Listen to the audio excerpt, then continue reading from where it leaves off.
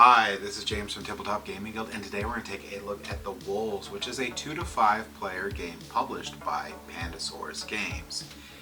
In The Wolves, you're trying to be the most dominant pack by the end of the game.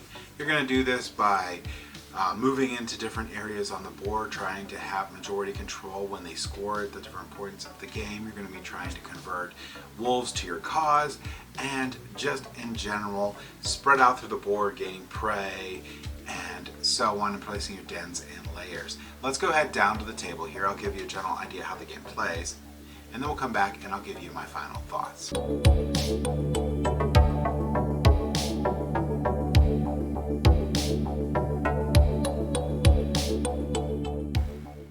Alright, this is the Wolves. In the game of the Wolves, you're trying to have the most powerful or dominant wolf pack by the end of the game. The game will end once we get to the full moon phase here, and then we'll have our last area control battle there, and then final scoring will occur. So just so you know what you're aiming for having the most points at the end of the game through your area control points here, or the points that you gain from unlocking different aspects of the game. So if you increase your pack speed all the way, you're going to get 7 points.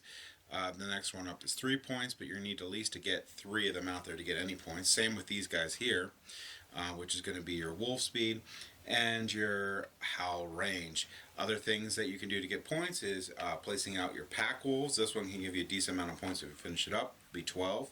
You can also get a lot of hunting prey, and then you can get up to 25 points if you finish that up, and your large layers can give you up to 20 if you get them all out.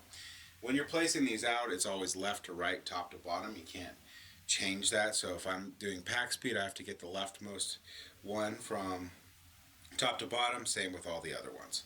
So that's what you're aiming for. The end scoring, in addition, when you're doing that, if there's any ties, you're going to look at who won the most territories, and if there's still a tie, you're going to look who has the most wolves out for tie breaking. Now, what you're going to do throughout the game is each player is going to take 2 actions until we hit one of these moon phases. A couple things to point out is this is set up for a 3-player game. You can get a much larger 5-player game where these tiles come out. And each player has their own faction. And each faction has their own preferred terrain type. So one of these tiles across the top, which you'll be flipping back and forth, and I'll show you in a second here how that works, is one of them is going to be double-sided, so this is Boast Forest. Now each of these are going to show the terrain that it's going to flip to, like this one is mountain going to forest, this one is grassland, I guess, going to mountain, and so on and so forth. And different actions require different terrain types to be flipped and different quantities of them, so it's very important to try to work this out along with the board. At the beginning of the game, every player is going to place out 2 alpha wolves and 2 regular wolves, and they're going to set them as pairs, and they're going to do a snake draft. So the first player is going to place one out, the second player is going to place one out, then when you get to the third player, because the third player game, they'll place 2 out, then they'll go back to the first, back to the second, and then the first, so it's like a snake draft. And they all have to be placed in this middle region.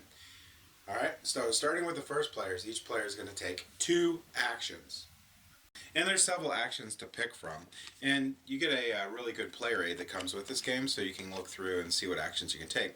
Like you can move, you can build den, you can build layer, you can howl, you can dominate. This player is also good because it shows you what the 3 different phases that will happen, how they score, and you're going to have regional scoring that shows you how you get your score at the end of the game. So it's a really nice player aid, pretty much sums up the entire game on this. So, to move in the game, you're going to have 2 different stats you're going to pay attention for moving. But there's 3 different stats that you pay attention to mainly in the game.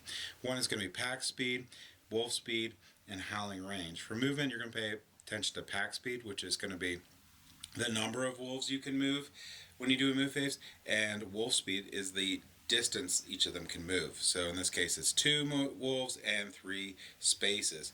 Howl range has to do with your alpha wolf converting other wolves and such. That range is going to be 2 spaces away currently, but you can keep upgrading these. You can also gain more wolves out on the board, but those are the 3 stats that you care about. The move phase is pretty easy. You're just going to pick a terrain type that you want to move to. Actually, this should have started like that. You're going to pick a terrain type that you wanted to move to and flip that terrain type. So let's say that I wanted to say move to this little snow region. So I can move my alpha wolf over here, and let's say maybe I want to move this here. All right. So now I've done my movement. I flipped my terrain tile to do the movement. I've done one action. I got two more actions to do, and we're just going to go over each of the actions, but you have total two. The next thing is I can build a den. So if I wanted to build a den, let's say we flip these around a little bit and we adjust how we're doing things here. All right. So to build a den, you're going to flip two identical types of terrain. So that's adjacent or on the territory that the alpha wolf is, which is these taller standees instead of these smaller guys right here. And then I can place a den. So I'm going to flip both of these little desert terrains, and now I can place a den. Now we always place things left to right, top to bottom, and I can pick any one of these stats and increase it now. So maybe I would like to be able to move farther. So I'm going to go ahead and increase my wolf speed from 3 to 4 and place my little den on here. Now a quick reminder, you can only ever have 2 pieces on any one location. So that's important to remember throughout the game. And that's creating a den. You can also upgrade a den. There's a couple stipulations to a den here. A den marker you can upgrade to these layers here, and you're going to have to flip to matching terrain, and you're going to then be able to replace the den with a layer. So when you do that, so let's say I do still have these on here, and I go ahead and I do flip this to replace a den with a layer, which layer is the big ones. The den will go over on this chart, moon chart. So when you're capturing wolves, when you're converting wolves, and any pieces that remove the board instead of going out of the game, they actually go in here. And this is going to fill up, and then we're going to make it to different portions of the board. And we're going to pause when we do, and we're going to check for majority control. And there's going to be, this is a 2 or 3 player side of the board. You could flip it and there'll be the 4 or 5. Here's going to be, you're going to ignore the 2 player parts. You're going to only go to 3. So this is a 3 player because we set it up for a 3 player game. This is a 3 player half moon and 3 player full moon. This is where the game will end. So that's upgrade a layer. The other things you can do in this is you can howl. And you can dominate. Alright, so if you howl, you're going to take an alpha wolf and convert one lone wolf within the range. So you're going to take a look here, and I have 2 spaces, and this is my little lone wolf. And I can convert this little lone wolf into one of my wolves here. My little lone wolf will go over on the board here. So again, filling this up, and again you have to take left to right, top to bottom. So I'll place that wolf out. I don't get any bonus currently, but I do get to place that out. One thing I did forget, you do have to go left to right, and I did that wrong over here, but you also get one of these, and as denoted here for so many times when you unlock this, like here you get a prey thing. This guy right here is going to, I can use that in place of any terrain. So if I need a combination of 2, I could have just flip this and this if I wanted 2 forests, even though I already have 2 forests, but you get the point.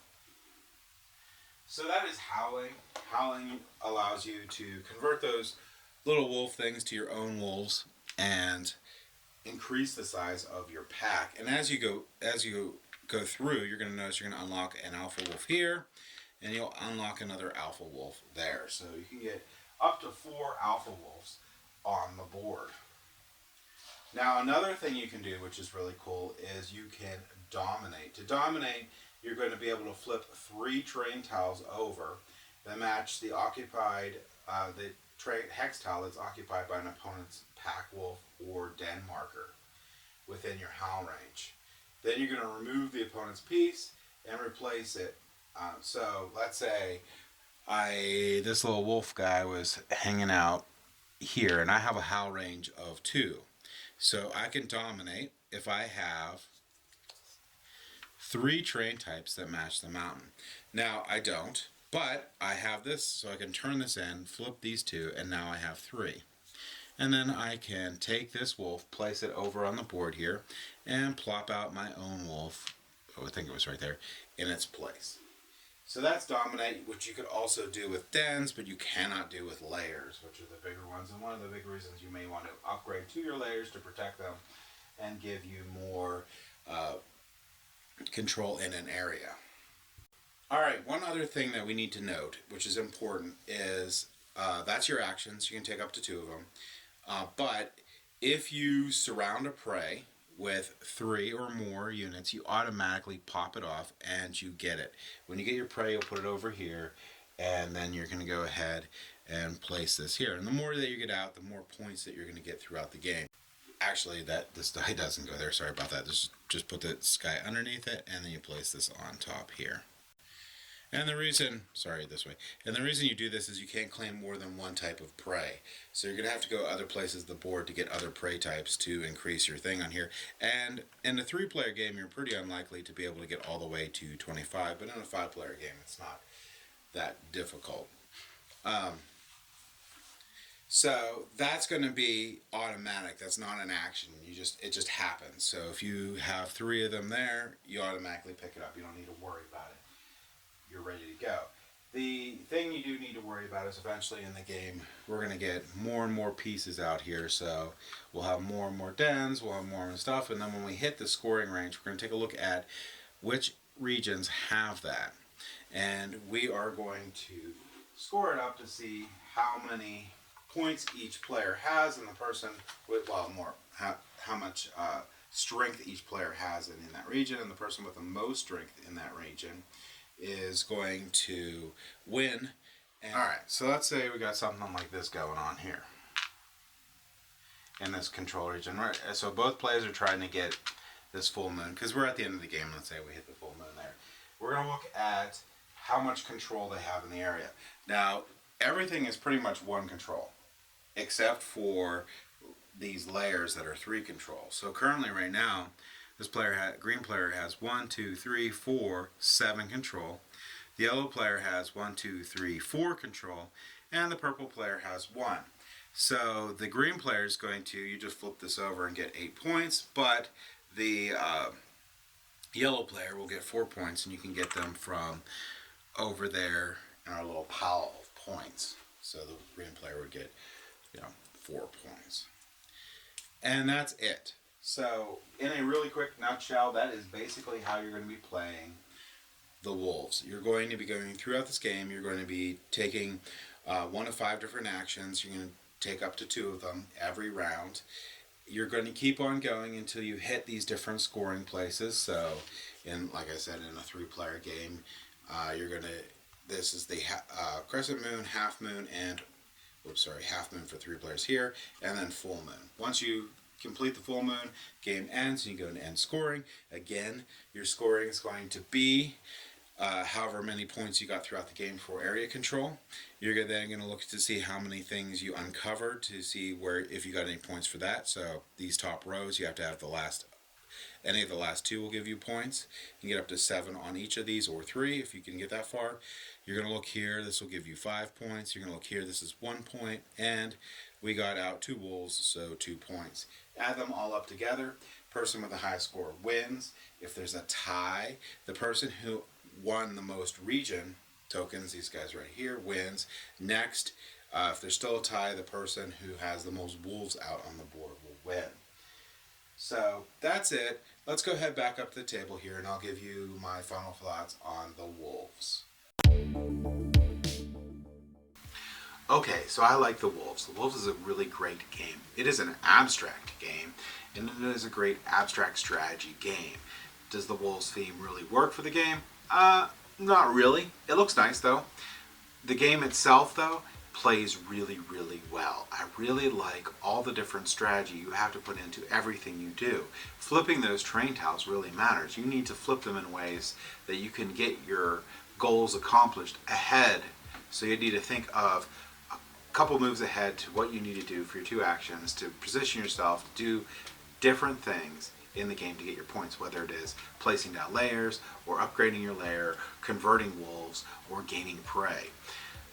All those are very thought-provoking decisions that you have to make in the game. In addition to that, you have to decide where you're going to be positioned in order to be able to score when those regions come up. So when those 2 Crescent Moon regions and the 3-player game 2 Crescent Moon regions come up, where you need to be in order to make sure that you score the most points, or at least gain a couple points from being in second place on those. So a lot of really cool things you have to think through in the game. Really cool how each of the factions has their own terrain type that they have the advantage on, like the forest ones I showed you have those forests, you have tundra ones, and you have one for each type. So I do like that a lot.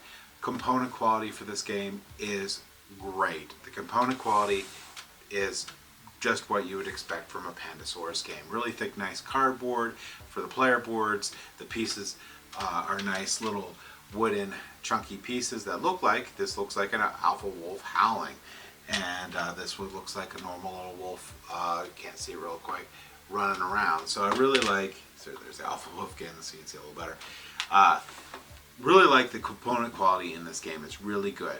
I like the push and pull for when you want to remove pieces from the board, because it'll move you closer to those different scoring objectives into the end of the game. Do you really want to convert your layer right now to push it into scoring for the Crescent Moon regions, or the half moon, or the full moon regions, or do you want to try to push it a little bit and do some other stuff to maybe get other points? Maybe you do want to position yourself to get that prey because you're really close to getting, because those really are compounding points. They get really a lot higher for those. So what do you want to do to maximize your points before the game ends? So overall, highly recommend The Wolves. Just know that it's an abstract game. If you like abstract games, I highly recommend checking this one out. And that's my thoughts on The Wolves. Thank you for watching.